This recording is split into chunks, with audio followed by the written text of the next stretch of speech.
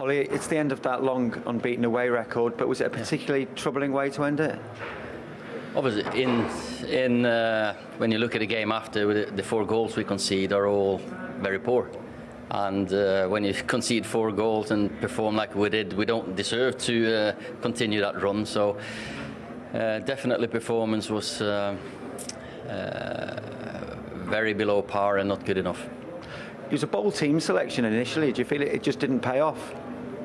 You know, we started getting a very, very good goal with Mason, and we're knocking on the door to get another one. But then sloppy play, and we concede that first goal, which was disappointing. Second half, still end to end, but they created the more chances, and 2 goals at set pieces, disappointing. And of course, 10 seconds after you've equalised, that shouldn't happen at all.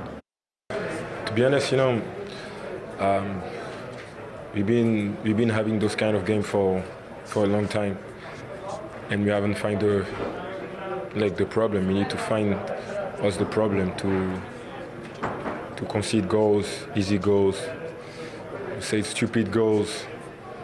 When we know those games, when you play in this pitch, the fan gonna push, gonna put pressure on us and everything. So you need to be more mature. I think we need to play with more experience, arrogance in a good term, meaning that we have to take the ball and play our football. But now you have to find what's the key of this change and this game that we lose, because I think we deserve to lose today. Yeah, just what the crowd thought of it, how much they enjoyed it. Did you enjoy it as well? Yeah. I love watching the team today. I said to him beforehand that I studied our last game against Crystal Palace as if I was just coming into the job. So really focused and dispassionate in terms of, right, what am I seeing? And I then laid that out to the players that it's not what I want to see. It's not what we've been. And in fairness, this group have been brilliant for me. So but we need to turn the screw, and we need to keep that ambition and keep proving the point. Today, we proved the point that we can be a very good side when we play with that mentality and that hunger. And to beat a team with that quality, it was a great victory for us. We deserve to win. I think we showed good character in getting back into the game. I think David De Gea was man of the match. The amount of chances we created, he made some incredible saves. So I think that speaks to how we approached the game. You know, that was more like us. It was the formation that suited us a lot. We were very aggressive in our press and our counter press, trying to force mistakes higher up the pitch. These kind of things were things that we were looking to do. So hopefully now that's us getting back to where we need to be. Well, Rodgers and Schmeichel said the same thing there, didn't they? That the high pressing, the passion, the aggression, that is Leicester's identity, and that was back today. Yeah, I thought it was their best performance of the season. I thought they were absolutely fantastic, and they were aggressive in their press, and everyone was on the same page, and that's why they had the success today in doing what they did. Jamie Vardy did it, Iheanacho did it, Tielemans did it, put them under pressure, high up the park. Everyone knows what they're doing, and this is how they get their goal. I mean, it's a brilliant piece of skill, but it all comes from all doing the same thing. One goes, another one goes. They win the ball high up the pitch, then all of a sudden they're into that defence and getting efforts at goal. And this was a constant in the middle of the park. Tielemans, who I thought was absolutely superb, controlled the midfield. Very unlucky again, but that's a brilliant save from De Gea. Perez comes on. He knows exactly what he's doing. He goes straight into the same setup and in the understanding. He comes to the right-hand side. Pereira's unlucky, but again, it all comes from winning that ball. Same thing again. And this is the last minute from a 34-year-old. They're winning 3-2. Look at what he's doing. He's not prepared to give that up, doesn't give them a moment's peace, and that's why they were superb and as a very, very best and deserved to win that game today. If you take the same subject, pressing, yeah, the contrast is huge. The contrast was massive. There was a lack of a plan. There was no structure, particularly without the ball from Manchester United. We see everyone for Leicester on the same page. Now, have a look at the difference from Manchester United. It's slow. Don't know whether to press high. One pass is cuts the Man United defence open. And as I said, it happened again. Look, Bruno, does he want to go? Not really. It's half-hearted. Doesn't know whether to sit off. Leicester are a very good team, and they were superb today. But Man United made it far easier than it should have been for them because, as I said, they didn't really know what they were doing without the ball. Look at the 4 forwards there, 4 forward players. I mean, it is far too easy. They're looking around thinking, what can we do? One pass straight through the middle of them into Tielemans, touch, turn, another pass straight through the midfield again. No protection. That was Man United's problem last season. They didn't invest in that position. Same thing again. Look, it is very, very easy into players. No players closing Leicester players down. You can run with the ball. You can take a touch. You can get your head up and you can get straight into the back 4 again. And something similar again. They lose it. Head up, look up, pass. No one prepared to go in and really press and take control from the front. And you can't do that in the Premier League. They will always score goals, Man United, because of the brilliance they have going forward. But you cannot press if you haven't got that aggression. If you don't know what to do, then you've got to sit back and be compacted as a team. The team that I saw today, Man United, didn't know whether to go, didn't know whether to sit. When they did go, it was half-hearted, not as a team. So following on from that then, right, they are at the start of a really tough run of fixtures. And with each game, would it be fair to say, then, Micah, that this is a team that looks increasingly without a plan either in possession or out of possession? Yeah, they don't really have an identity. I think with Man United of the past, we always know they had wingers, getting strikers into the box, midfielders running into the box also. But now it just looks like they're trying to keep everybody happy. If you look at Man United's squad... Players happy. Players. Yeah. Individually, they're quality players. You've seen what they've got. Ronaldo, Pogba, Fernandes. These players should be shining.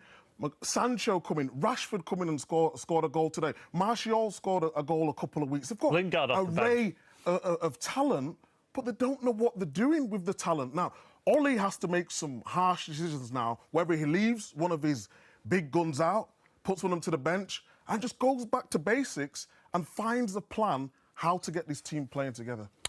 So they need to show more maturity, play with more experience, and they deserve to lose, according to Paul Pogba. Strong words there, Macca.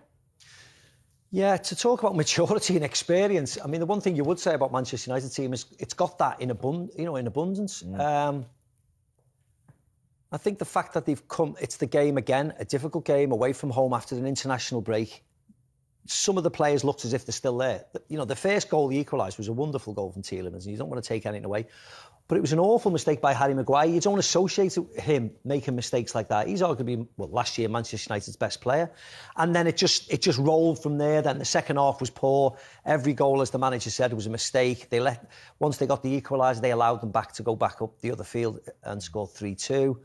And it must have been incredibly frustrating for the manager and the staff because it was a really poor second half performance from United. What was missing, Andy? I just think for United, when I watch them when they're not at their best, and they weren't at their best today, is what have they got to drop back onto when it's not quite happening? When it's not firing up front? Where are we do we defend very deep and we're good at that and we ask those boys in midfield to keep their shape and all of a sudden you look at them and you think, wow, they're going to be hard to break down. A bit like Chelsea have been, a bit like what we see of Liverpool. I don't know what United are. I think when they're playing very well, they're so easy on the eye. They're so good to watch. They've got so many good players. But when it's not quite happening, as it didn't today, is then I look and I think, I don't believe they've got the substance in their team that the better teams have got. Yeah. I really don't. Yeah. So you say you don't know what United are. Does Ole still struggle, do you think, to know his starting 11? Does he even know who his best team are? Well, you wouldn't think so before today's game because their away records has been phenomenal. Yeah. So you'd think, no problem, he's picked an attacking-minded team. You know, people have been crying out to get Sancho on the pitch and Greenwood and Ronaldo and Fernandes. And really, that team, with Pogba and Matic, should be good enough. But individual errors just cost them, really did. Maguire for the first. Certainly Wan-Bissaka for the third. An awful bit of defending. And sometimes you just cannot legislate for that. You think your team's good enough. You've gone 2-2. Rashford's come on. First kick of the game, bang, 2-2. The United fans are up. You're on the front foot. 30 seconds later, you're 3-2 down again. Do you know, Macca, when we see a Chelsea team, if a Chelsea go in front, any fan watching this or any supporter of football will go, it's going to be hard for that team now to break a Thomas Tuchel team down. Now they've gone in front.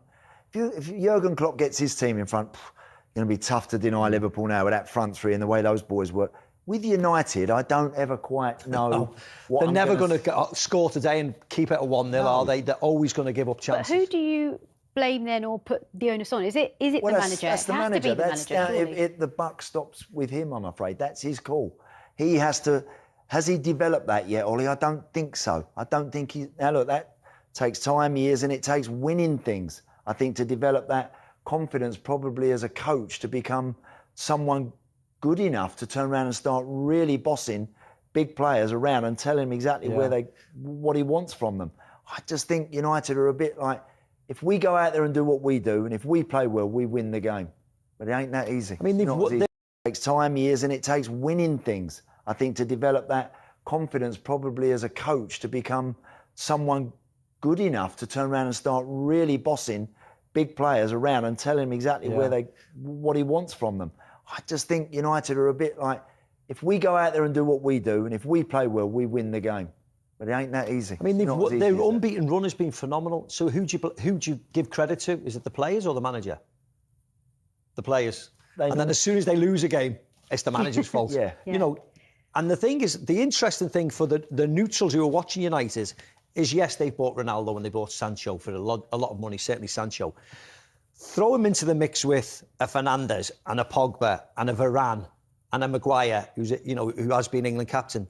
That's when you look at the manager and go, can he handle this group of players, and start pointing fingers and shouting at them and telling them off when they go wrong. And I think that is the big question for me. I don't know whether he's got the aura, the power to say to Ronaldo, you shut up and sit down, you're awful. Pogba, you get off, blah, blah, blah, blah. Yeah. Like Pep, Jurgen, Thomas Tuchel can do. Yeah. And unless you're in the dressing room, and I'm not in that Manchester United dressing room, I don't know whether Michael Carrick, Mick Phelan, Ole Solskjaer has got the power to do that to that group of players yet.